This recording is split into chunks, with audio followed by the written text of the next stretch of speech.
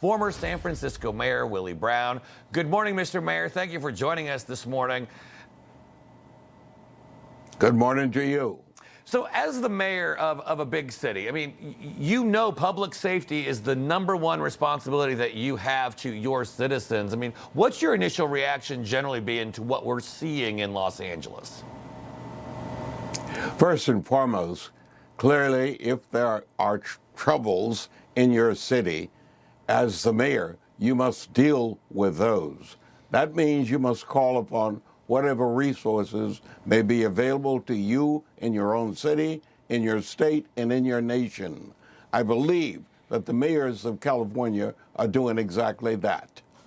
Now, you helped launch Governor Newsom's career. I remember reading that he was your protege, and he got started working under you. How do you think he's handled this moment, this critical moment in time? Well, it's very difficult, frankly, for him and for the mayor of Los Angeles, because when they have imposed upon them a collection of people called National Guards personnel, and the express purpose, supposedly, is to help keep the peace. When peace is not disturbed beyond the parameter of what you can do to protest, it's very difficult to present an image of you doing something if there's really nothing to do.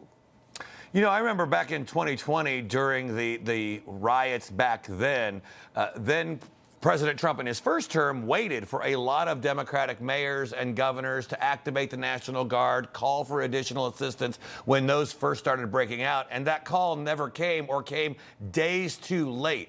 In this case, I think he was acting to get in front of the problem. And do you think it was a missed opportunity by the mayor and the governor in California to join with him to do that, unified rather than tear it apart? Well, I don't know what the transactions were between Karen Bass, the mayor of Los Angeles, and Gavin Newsom, the governor of the state of California. I know that in their cases, there probably are very few times that they could actually pick up the telephone and call the president. And those discussions would have to include, we need your assistance, if that is in fact the case. We have the problem we can't do. You understand that every city in America has a trained police force. Every city in America has been dealing for years with the problems associated with protests. Much of it started during the course of the civil rights movement in the last 40 or 50 years, and it's been handled very well.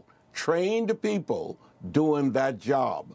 I was a person, as you would call, a National Guardsman. I was never trained to do the business of handling protesters. That was always of instant process.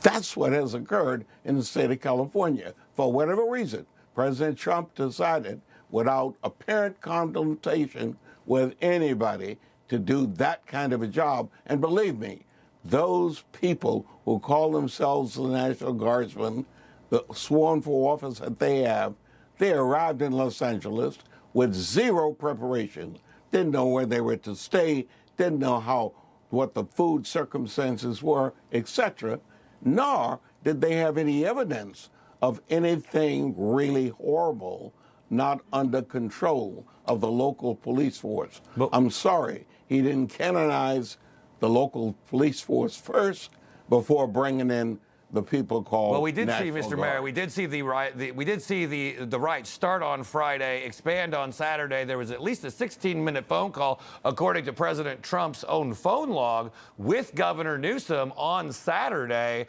and that's when we started to see the action take place to try to protect things, because we've seen the video over and over again of the burning cars, of the confrontation with local police, and what you were hearing from the mayor of Los Angeles and the governor of California was there was nothing to see here. These are peaceful protests.